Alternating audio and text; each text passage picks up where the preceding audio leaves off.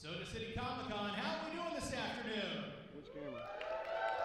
Hey, great to have you all here, and even more of an honor to have our first guest. We've got a number of panels, of course, taking place this weekend, and we picked a great one to start off with, ladies and gentlemen. It's a professional working act, decades in the industry. Everything from on-air work, the Mary Tyler Moore Show, Streets of San Francisco. That's right, even you older folks here are going to experience and remember some of the stuff that Mr. Bell has done here. Mission Impossible, Get Smart, Star Trek. Any Star Trek fans in here? Pilot episode right here for the next generation. And of course, his voiceover work, legendary itself. Transformers, G.I. Joe, The Smurfs, Rugrats. Not to mention his work in the video game industry. If I were to list all of this man's accomplishments, that would take up the entirety of the panel. I'm not going to do that. Instead, we're going to get right to it. Ladies and gentlemen, put your hands together. The one, the only, Michael Bell. Thank you. What? Uh-oh. You don't know my room number, do you? I'll introduce you after the show. Okay, we'll see how this goes, right? Okay. Michael, first and foremost, thanks so much for being here. Yeah. I don't want to spend a whole lot of time, obviously, up here just kind of going over things left and right. I think the folks that are here are going to have some very impressive questions for you here. Sure. But I want to go through the base, kind of back to the beginning, if you will. Age 5, you've said in the past that that your mom had recalled that since like the age of 5, you wanted to be an actor. You wanted to get into this crazy, I'm crazy always business. amazed at when I read somebody's biography when they said, well, I thought I'd sort of get into this business. And I thought, how did they do that, get into this business? Mm-hmm. They were in a band, or they were working as a longshoreman, or they were doing something, or they came out of school or high school. Somebody said, you ought to be a movie star, and then hire them. I'm always amazed because it was so hard for me getting into this business. Coming out of high school and in New York, and then working as cleaning bathrooms, and working in the supermarkets, and working at the Grauman's Chinese. As everybody know what Grauman's Chinese Theater is in Hollywood? Okay. Where all the big movie stars put their footprints and everything. And I was an usher. And I worked in Frederick's. Anybody know Frederick's of Hollywood? Oh yeah. I worked in the storeroom of Frederick's of Hollywood, sending out items from the warehouse. I thought, this will never happen for me. I mean, even though with all the training and studying, this is so hard getting anything. And then it just started to unroll and click. Didn't happen until I was in my 30s. And I kind of thought it would happen, in my 20s or my early 20s. Didn't happen. But it happens now for so many youngsters. I look at the TikTok and Instagram, and you just get on there, you have 1 million viewers, and all of a sudden you got a series. Yeah, I mean, the platforms are out there, Wow. Social media, It's I amazing, yeah. mean, TV and film, I mean, they're still kind of the stalwarts, Yeah. but, really anyone can make a video on YouTube and it'll Become go a go movie viral. star overnight, Yeah. But boy, you see some people come up and they disappear. They're here for 4 minutes and then they disappear, because the really good ones are a long time coming. Yeah. Let's talk about your first big break. I mean, we're going back decades here. Oh wow. We are saying decades, because you should know. I can say this now. I'm 86. 86 years old, ladies and gentlemen. Yeah. And I still have the same size waist. I just want you to know that. Let's see, my first big break. Well, I did some local television, started to take off. Then I went in the Army. They drafted me. As soon as I got my first job, they drafted me, and I had to get a determinant so I could do the job. And then, of course, I went into the service. But I did a movie, a terrible movie called Damaged Goods, where I get syphilis. Oh. And I thought, well, this will be fun. And I was young, and I've seen the film since. I have no idea why anybody hired me after that. It's a terrible performance, and it's become an underground film. It's on YouTube, I think. It's called Damaged Goods, and I play a character called Monk. And boy, was that bad. But that was for $100.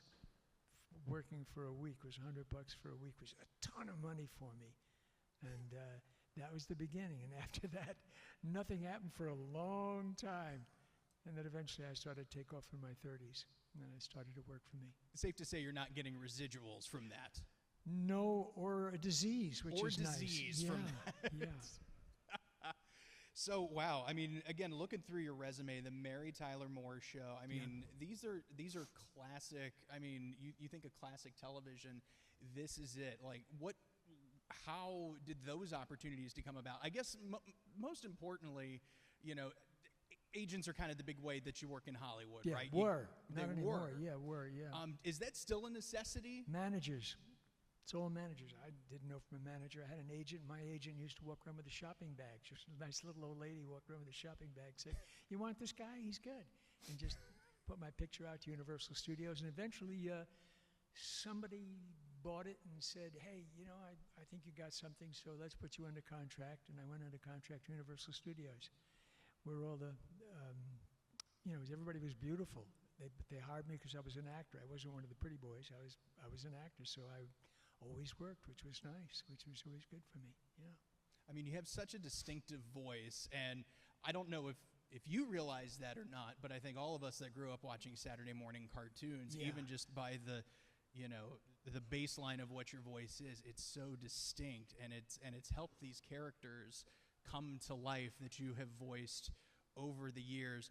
What, in your opinion, has been the most challenging voice to come up with? Because obviously, I think every actor. I spoke back in March to the great Billy West, who does all the voices for Futurama, Billy, yes.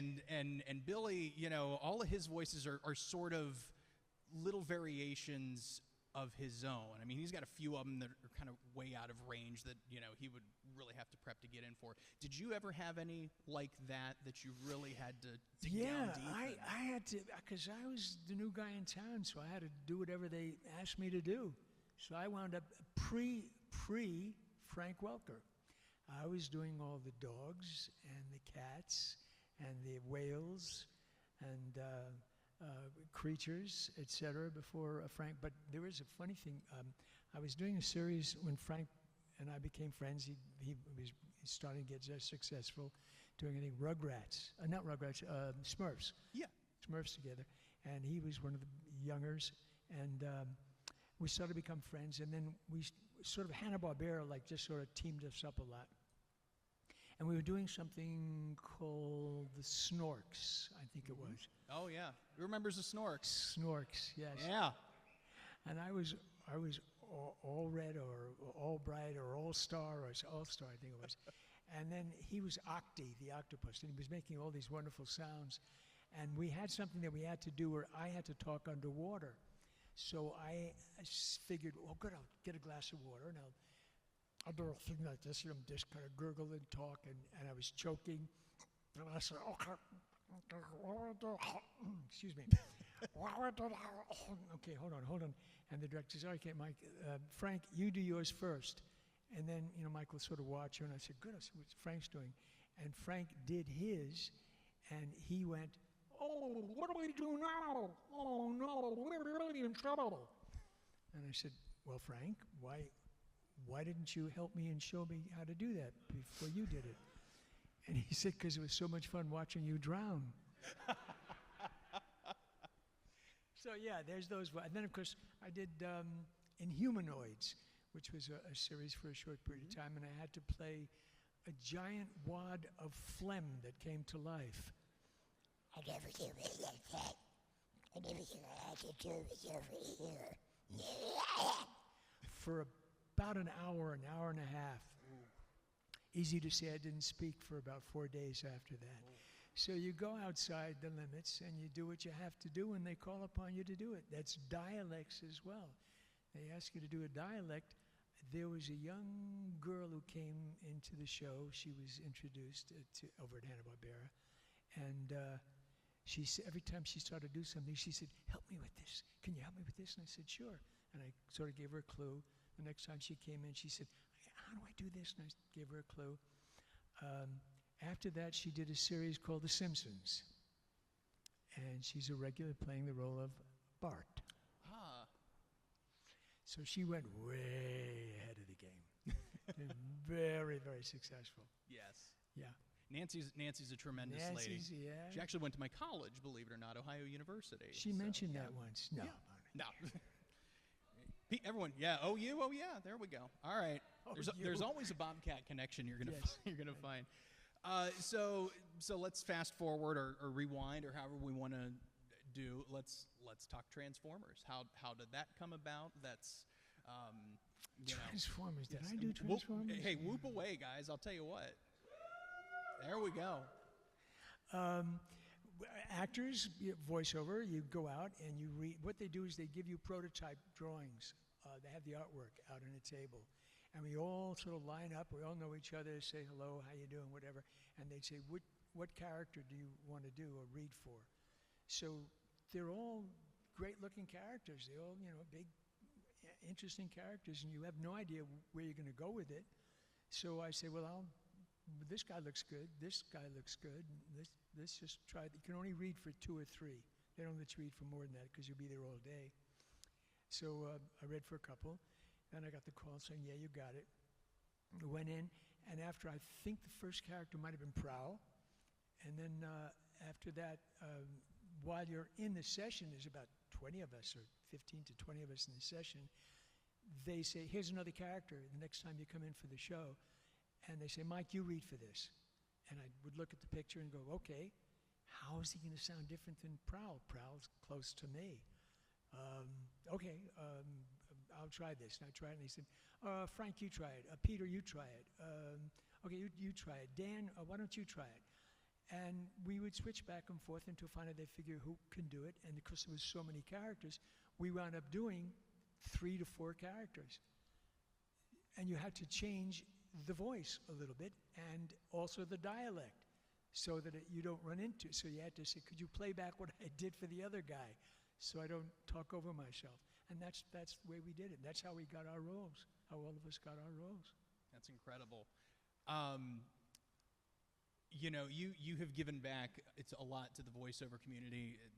For those who don't know, you have been teaching voice for voiceover for a number of years. You also have mentioned, or at least in previous interviews, if you will, that no one in your family prior to you was an actor, but I found it interesting that your daughter is in the industry as well. How special is that for you? That's really, well, first of all, my wife is an actress, Victoria Carroll, and we didn't get married till real late. We were well into our 40s, first marriage, only marriage for both of us.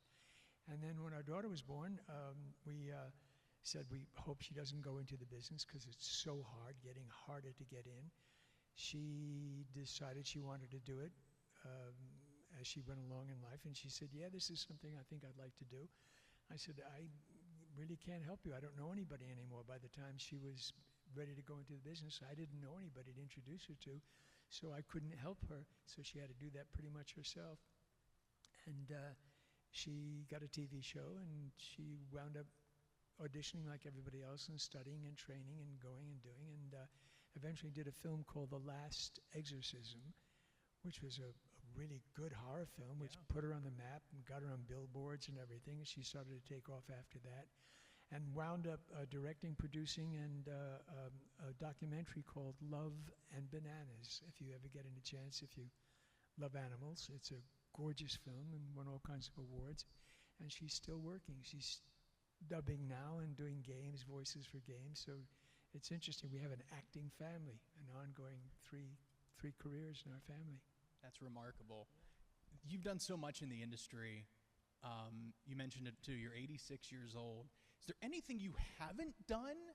Porno. I haven't done any porno. If there's any producers out there, I am available. Michael, this is a family. Oh, I see. Okay, it's a family show. Adult films. Gotcha. I think Eddie Murphy said that recently in an interview with Al Roker. But what do you want your legacy to be? Obviously, your breadth of work is enormous.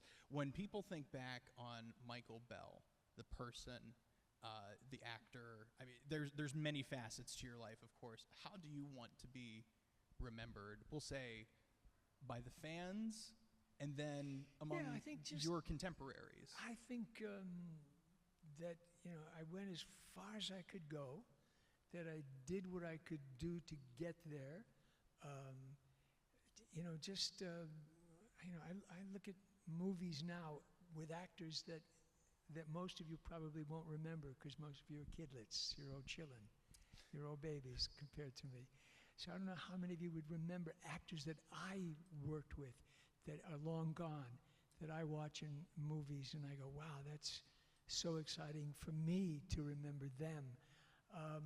And as you become adults and get older, et cetera, and you listen to the shows that I've done and watch maybe old TV shows and say,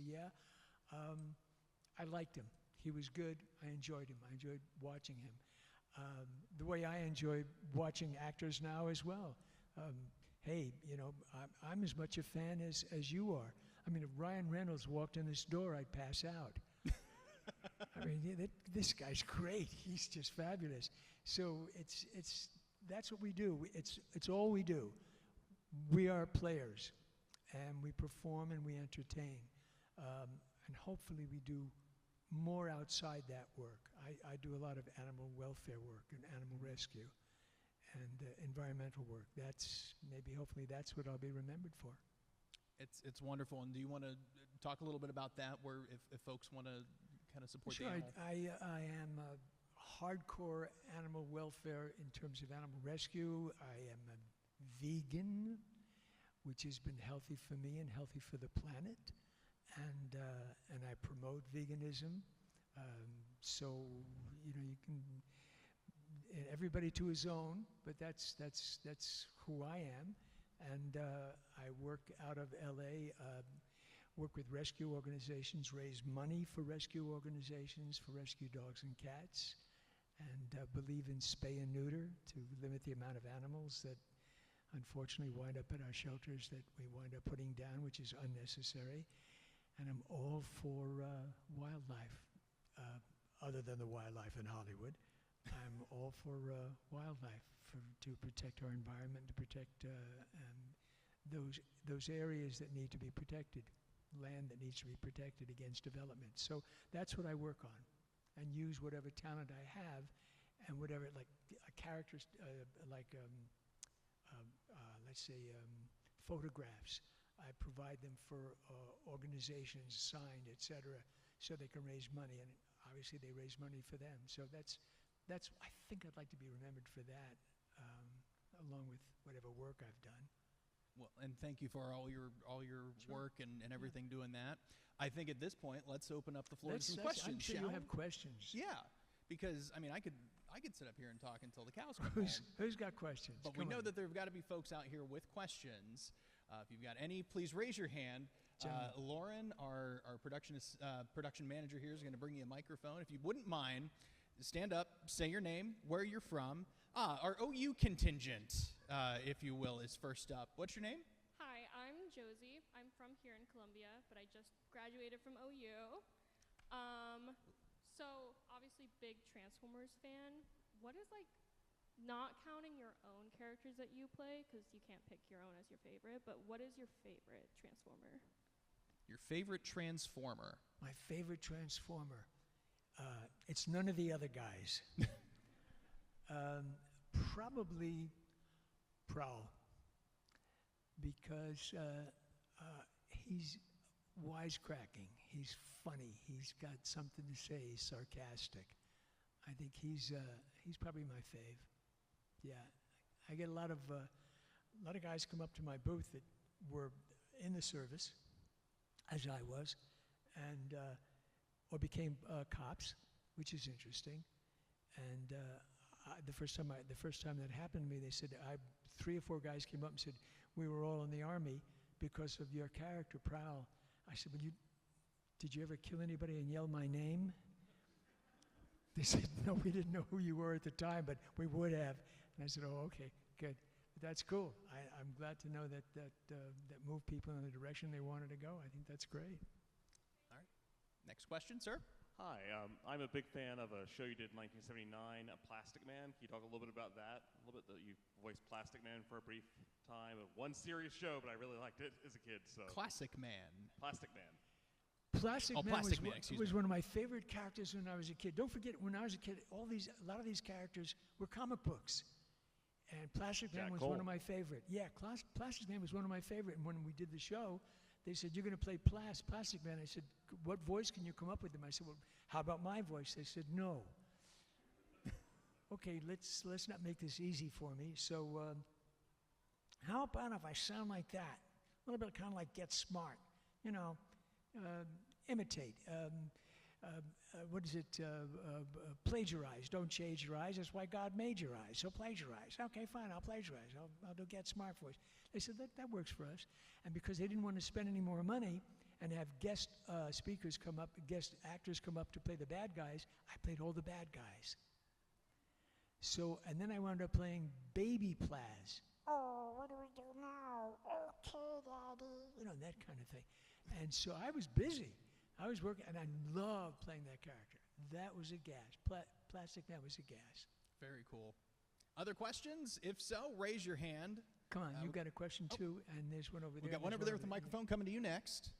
Okay, that's your exercise for the day. We'll go over here. And we'll go over there. Yeah, okay. Got a microphone ready Got a to microphone. go. Yep. Okay. What's your question? Hi, my name's Cheyenne, and I was just wondering, what was your favorite role to play? Into the mic. Can we get a little more volume up front, if that's okay? Sure. What was your favorite role to play? Your favorite role to play? My favorite role. Oh my God, it's like saying you have all these kids, and who's your favorite kid, and the kids are all listening. I have a couple, if that's okay. Chucky's dad, Chaz. Oh yeah. On Rugrats. It was beautifully written. And Opus from A Wish for Wings That Work that I did for Spielberg with Robin Williams and Dustin Hoffman. And I played Opus, which is an interesting story if anybody's interested. Yeah, of course. They were auditioning. And I said, Danny Goldman was the casting director who was the voice of Brainy on the Smurfs, and he also became a casting director. And he said, Michael, I bring you in, but they don't want you or Frank Welker to read because you guys do too much stuff. They want to get a totally new voice for Opus. So they found somebody, and then he had started to do the show, and then they changed their mind, and they dumped him. And then they called in Frank. And Frank did the whole show, and I said, well, that doesn't seem very fair. You weren't going to use Frank or I, and then you called him Frank, and Frank did the whole show. And then I got a call, and they said that Steven Spielberg decided his son didn't care for Frank's approach to it. So they want to cast you. The reason they cast me is because his son heard 4 different voices after that. Spielberg's son, he said, I like that voice. So I wound up doing Opus, which was so good. Frank is still in it. It's okay. He plays Santa Claus and maybe something else. And then the show came out, and it was just great. And I thought, this is going to be a wonderful series. But Spielberg said, rather than make that a series, let's do Family Dog. And Family Dog didn't do well, and then they never went ahead with Opus. But when I saw it, I said, this is a gorgeous show. It's a beautiful show, very, very funny, way ahead of its time. So that's my big Opus, Opus. You've spoken in recent interviews, just piggybacking off that question, about doing Chaz Finster for Rugrats, and you wanted to listen to the late Christy Cavanaugh's voice and how she did that in order for you to come up with that, correct? That's important for an actor. Thank you for bringing that up. That's important for an actor. We often work by ourselves, but during that period of time, we worked together. And they said, we want you to play the role of Chaz. And I said, well, what does the kid sound like? What does Chucky sound like? They said, why do you need that? I said, well, I want to hear what Chucky sounds like so I can maybe adapt. And when I heard Christine Cavanaugh, the rest of soul, I heard her voice. I said, oh, she's got asthma or something. He's got asthma or something. So he sounds like that. And I said, okay, maybe you make the dad sound like that too. Like maybe that was something that, the kid inherited. So we both sound the same. And they said, okay, we'll go with that. Thankfully, they thought ahead, and they said, yeah, we'll go with that. They don't always agree. They might have wanted something different. And I said, that's the way to go. And it really worked for us, that we both sounded like that. And it was enough of me to, different than the character of Drew, which is Angelica's dad, which was pretty much my voice. And Grandpa Boris, eventually they brought in, they said, can you do a Jewish dialect? I said, well, I'll do my grandmother or my grandfather or everybody that sounds like that comes from the old country. Everybody sounds like this. I'll do that. And they said, okay, great. That's a buy too. So you draw upon, as an actor, what your experiences are if it's available for you. Yeah. One thing I love about Grandpa Boris is his reference at one point to calling Dr. Kevorkian, because that was such next level writing. The thing about Rugrats was it was great for parents as well, because the stuff the kids didn't get, the parents got. Yes. That's what was so funny about Rugrats. When I've always talked about it. It's such a hip show, such a clever, on top of it show, and that was half the fun. And sometimes I'd throw in a little Yiddish, and they didn't know what I was saying. Some of the directors, the producers said, well, what does that mean? So I would say something like, "Geh kacken für Jan," which I said, that means go spit in the ocean. That's not what it means. You can look it up. And I would throw those, and I thought, they'll never allow that. And somebody's going to say, somebody up there is going to go, I know what that means.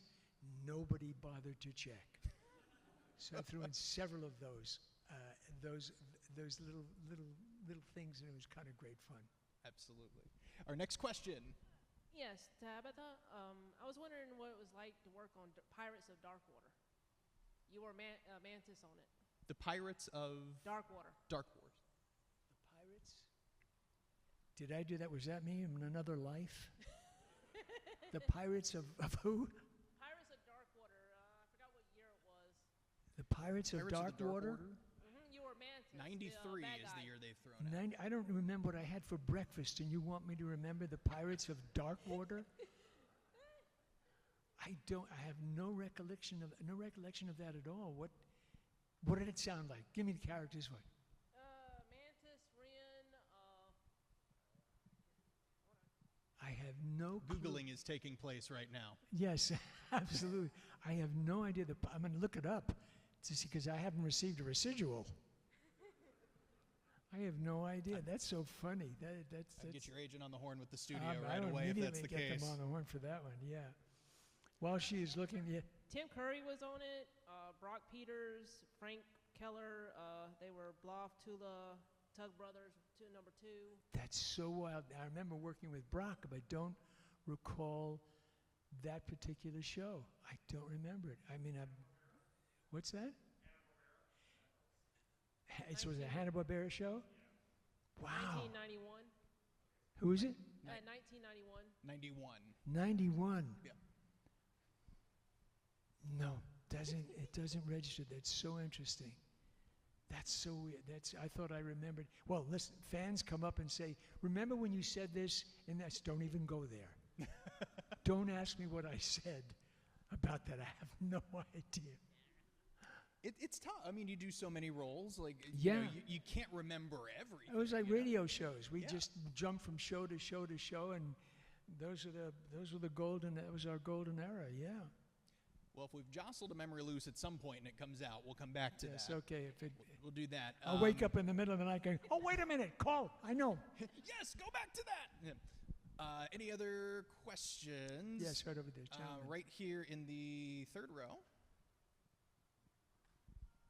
So what was your initial reaction upon seeing Into the Prowl? mic. Is the microphone on? Flip the switch up. Should be. What was your initial reaction upon seeing Prowl die in the Transformer movie? On the Your impro- initial reaction to seeing who in Transformers? All about Prowl. Prowl. Prowl? Oh, and Okay, Prowl gotcha. died. So, Oh, and I looked I'm at the sure script it's and easy I s- for you guys to hear. We're Oh, yeah. in kind of a It's a vacuum little hard, over the yeah. stage because of these. When I saw that Prowl died, I was thrilled because I didn't want to work anymore. What do you mean, what was my reaction? Whoa. I said, you're killing me? Wait a minute, you're going to kill me? That's not fair. And then because of the same people that did G.I. Joe, and they said, we're going to kill you in G.I. Joe as well. We're going to kill the Duke. And I said, what is this, Kill Michael Bell week? what is that about? You're killing me as Prowl, you're killing me as Duke. How else am I going to die as Quacker Jack? How many people are going to kill me? So people afterwards said to me, when you died, I cried. People that I'd met said, when I was a kid watching the film, they said, and then your eyes disappeared and they slowly faded out. And I said, I felt the same way when they killed Bambi's mother. Exactly the same way. When I was a kid, Mom took me to the movies, and we're watching Bambi, and then at one point, we hear the shots in the background, and later on, Bambi says, Mother, Mother, and running out, Mother, Mother. And then the stag comes out and says, Bambi, Feline's not coming back. Your mother is not coming back. Follow me. And there was a silence in the theater, and then suddenly you heard, and the whole theater, I remember kids crying and mothers taking them by the hand, taking them outside in the lobby. Everybody, and I said, they said it was very similar when Prowl died. And also, I think Optimus Prime, I think also bought it. You must understand, I never saw the movie until 30 years later. Or 40, maybe 50, I don't know. Whatever it was, I was sitting in the back row of a theater, I think it might have been last year or the year before, in Beverly Hills. They said they invited us to go, and Greg Berger was sitting in the back. And I sat next to Greg, and I said, it's the first time I'm seeing the film. I'd never seen it. And I was fascinated, like everybody else. Even though it was considered old-fashioned at this point in terms of films, I thought it was really riveting, really exciting, and the music was amazing. I didn't think I had that much to do. I didn't think they gave that much for Prowl to do, but it was really an exciting film to watch. So 30, 40 years later, wasn't bad for me. But yeah, that's an answer to your question. Really thrilled. Really thrilled that they killed me. Of course I would be. Never. Yes, next question. Next question. Yeah, we'll come back over here, and then we've got one in the back row there in the white shirt. Hello, my OU friend. Another question. Hi. So as somebody who works in the film and entertainment industry, have you seen like a noticeable good change in working conditions for voice actors? Like, what's your opinion on all the new kind of rights coming forward for voice actors in terms of like residuals, getting paid, working hours, all that? You mean working conditions in the business and residuals, et cetera? Well, interestingly enough, residuals are still okay, not as great as they used to be. I think the new young actors, unless they're big stars, don't really do that well as most people think they. Just because you're on television doesn't mean you're making a lot of money. Not at all. People should know that. You don't go driving around a Tesla because you're in a TV show. That's not how it works. Cause I can vouch for that, being a weatherman. They don't make that many shows the way they did. They used to make 28 shows at a time. They don't do that. Yeah, if you get The Simpsons, great, you're set. I think Simpsons were making, at the top, they were making $400,000 a show. That's one episode. You do 13 episodes, that's a hell of a year. That's a lifetime of money for a lot of people, for 2, for 3, 5 people. Now they're been reduced to $250,000 a show. Oh no, poor things. But in reality, residuals are what counts. It's what our life was. Our life was really made up of residuals, because the guest spots, they go away. You know, in all the television you do, stuff just goes away. It's done. It's new stuff. It's churned out. Working conditions are fine that I know of. I don't do that much more. I basically am dubbing films now for Netflix. Dub foreign films for Netflix, and an occasional game. Mm-hmm. I just did a game, and I have no idea what the name of it was. Otherwise, I tell you, it's a fabulous game. I have no clue. No clue. But, and then it's not a ton of money. It seems like a ton of money, but you don't work that much. If you work 1 month, you may not work another 4 months or 5 months. So that 1 month seems like a chunk, and then it's gone. Because your agent gets a percentage, your manager, if you have a manager, gets a percentage, the government gets a huge amount, and it's not a ton of money. No complaints, But considering the kind of money that goes into your career, it's nothing because you have to keep putting money into your career constantly. Videos, films, reaching out, it's constant. So it seems like such a, it's still a business that you want, if you really want it. Somebody had said to me earlier, I really wanted to do voiceovers. And I said, have you invested in it in terms of time and energy and training and everything? No, they told me I had a good voice. That doesn't mean enough. It's not enough. It just isn't. Was at one time, but not anymore. Process is a little different, just piggybacking off of that. Back in the day, in some cases, when you're doing a series, you're in a booth with 3, 4 other people. You're doing group voiceover sessions. Really, I think since the pandemic and just with the advent of technology, it's a lot of one-on-one work. I've spoken to actors before who are like, yeah, I have my own audio set up at home. Oh, I got that. Yeah. Yeah. So that's, Yeah. What are the pros and cons of that? I think a lot of folks like to work with. We want to with work. people, It's like when we talked about when I did Rugrats. I wanted to hear what Chris Kavanaugh sounded like, so I could piggyback off of that. So I knew what. If a character says something to you, says, "You really made me very unhappy," and my response and my line is, "Well, why did I make you unhappy?" My line is dependent upon how I read that is dependent upon how they delivered it. If they're angry, I may be more angry. I may decide to back off a bit. I won't know unless I hear how they did it. And you don't get that opportunity. Now, when you do ADR work, which is additional dialogue replacement for Disney, and which I do Disney stuff and I do DreamWorks. In fact, I have something out now called Wild Robot, which I did voices on. Mhm. That's a group of people. That's a lot of people working together. And you're just called up to do a line. It's a little line here, a little line there, because they already have their stars. A little line here, a little line there, a little line there. Then they were all together. But when you're doing a show, I did a show called Lucas, and for Disney, I think it was, or DreamWorks, whatever it was. And we were in separate booths. I have no idea what anybody else sounded like or what they did. Not a clue. Wow. But I got to tell you, anybody want to be actors in this group? Anybody want to do voices at all? A couple over here. Yeah? Okay.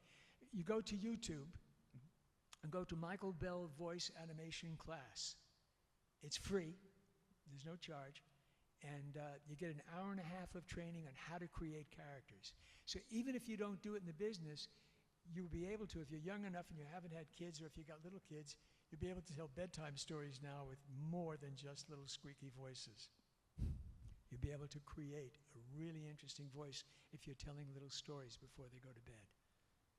Because it really works. And you develop your ability to speak before crowds, before people as well. Because it develops your ability to go, oh, now I can get out. I can sound the way I want to sound.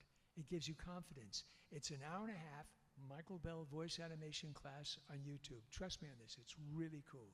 It's a good class. We'll check it out for sure. Gentleman in the white shirt in the back. Yes. Hello. So when G.I. Joe moved from Sunbow to Deke Productions, what was the impact on you, and were you ever asked to reprise your role for that series? Say again. Say that one more time, if you don't mind. So when G.I. Joe moved from Sunbow Productions to Yes. Deke Entertainment or Productions up in Canada, what was the impact? How did you feel about it? And were you asked to reprise your role for that series? I don't recall that we were. I must say, we were very angry that they went to Canada. All the American actors were really angry they went to Canada. And they came back again eventually. But we felt we were usurped. We felt the only reason they went was because we were asking for residuals. We were asking for a little bit more money, not a lot, just a little bit more, because we're doing 3 voices. So you save on 2 other actors. So if anybody that's an employer said, I can get one employed person to do 3 different jobs and pay them for 1 job, hey, that's great. And that's what they did. Until finally we said, we should get paid for at least the 3rd job, for the 3rd voice. And they said no, and they went to Canada. A lot of companies did. Some of them came back, And we continued to work. It didn't hold it against us. We continued to work. We were blackballed by Deke. Deke blackballed us, and one or two other companies blackballed us, but Disney took us back, and Hanna-Barbera took us back, because we were all friends. We knew the casting people. We knew the directors. It was business. Business is business. They would still come to my house for dinner. They would still go swimming in the pool. But when it came to business, hey, business was business. It's as simple as that. But yeah, we lost work during the process. It wasn't easy, because it seems like such a dream job. How could you go on strike when you have such a dream job? But you still work hard, and you don't work a lot. So you try to get as much as you can. So again, business is business. Hey, more questions. Great question. All right, right here in the front row, Lauren is furiously running a mic. It's Keely. Thank you, Lauren. Your question? What's your name? Hi, I'm Keely. I'm from Sumter. It's been a very long time since I've even heard the name Hanna-Barbera. It's been such a long time since the golden age of cartoons. So my question is, what do you miss most about that time frame? What do you miss the most about the golden age of cartoons, the Hanna-Barbera times? Oh, the friendships, because we all worked together. I worked with Mel Blanc in Speed Buggy, and all my buddies that I worked with were all still friends. Many of us are still friends. We worked together. I remember, and this is really telling tales out of school, I was dating my wife at the time, and I was doing Smurfs. And she came home one evening, brought her up to my house for the first time, and I'm trying to be on top of my game and, be the guy. We're watching television in the TV room, whatever.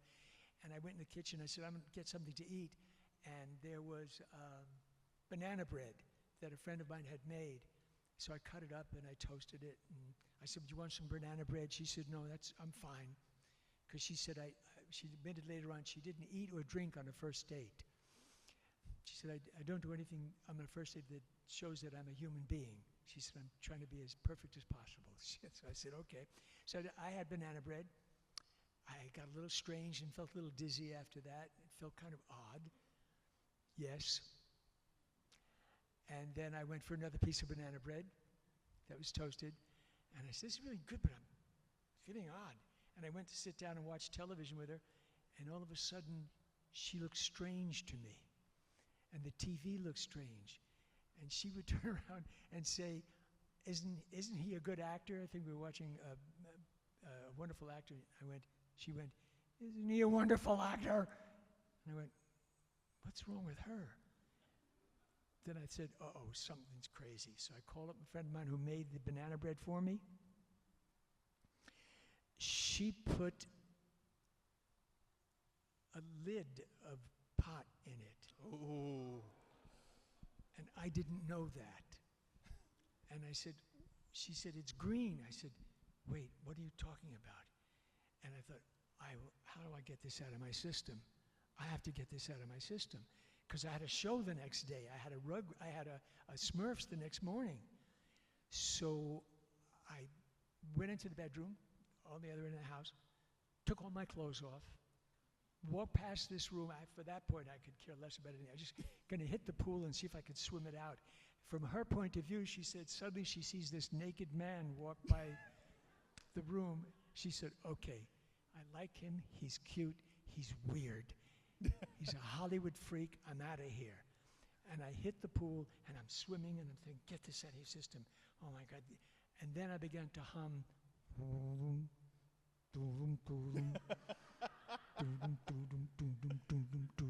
And I knew it was in the water with me. So I got out of the water real fast because I didn't turn the light on. It was dark, and I thought I could see the fin coming at me. I walked into a little sunroom. I had a towel, and I wrapped myself the towel, and I sat in the sunroom till finally she peeked in. She said, are you okay? I said, I'm sorry. I know this is crazy, but I'm stoned. That's all I can tell you. She said, okay, I'm going home, and thankfully, because she drove up in her own car, and she drove home.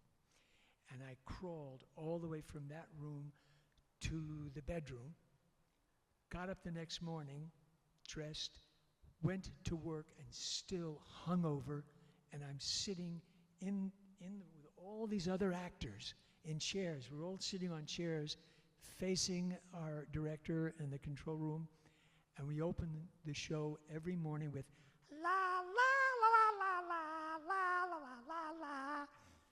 You have no idea what that sounded like in my ears. I had sunglasses on. Everybody's going, "Oh, aren't we cool? What are you, a star?" I said, "No, my eyes are hurting." I didn't want anybody to see what my eyes looked like. I looked like fried eggs. And all throughout the whole show, I hear, "Well, what do we do now, Papa Smurf?" I'm going, I don't know how I survived the show.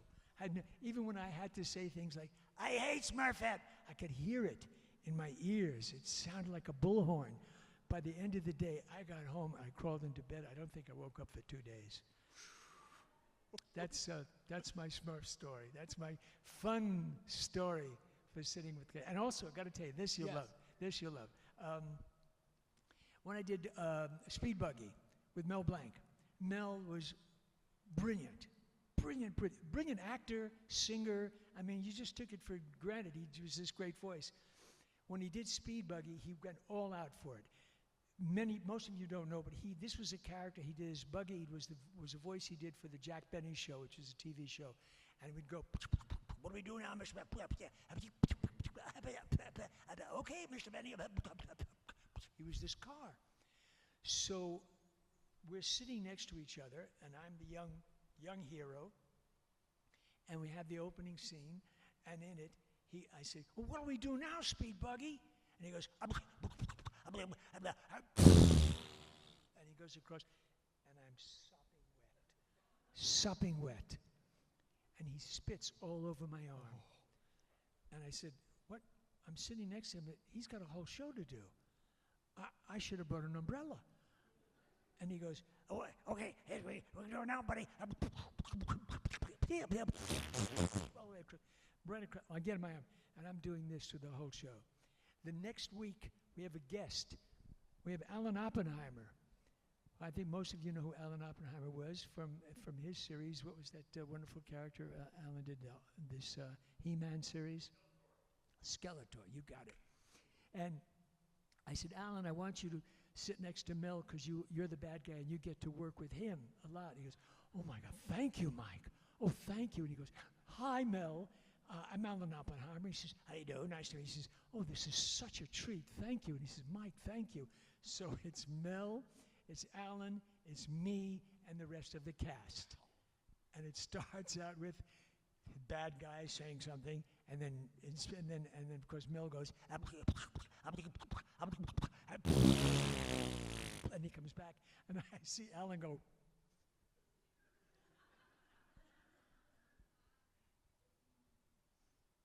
And then he turns around and looks at me, and I'm just looking at the script.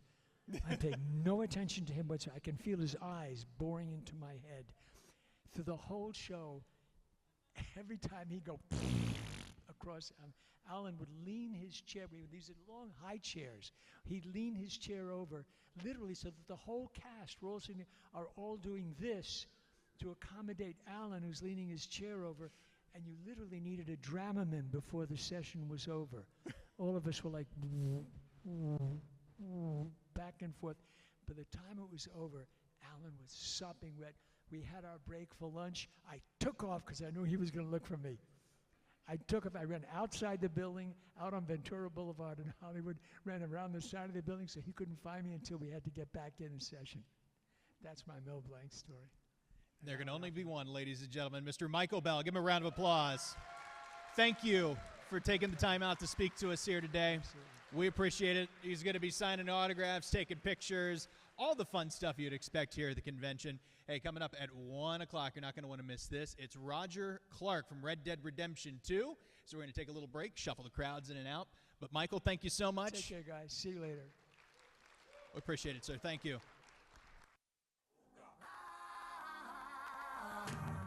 What time?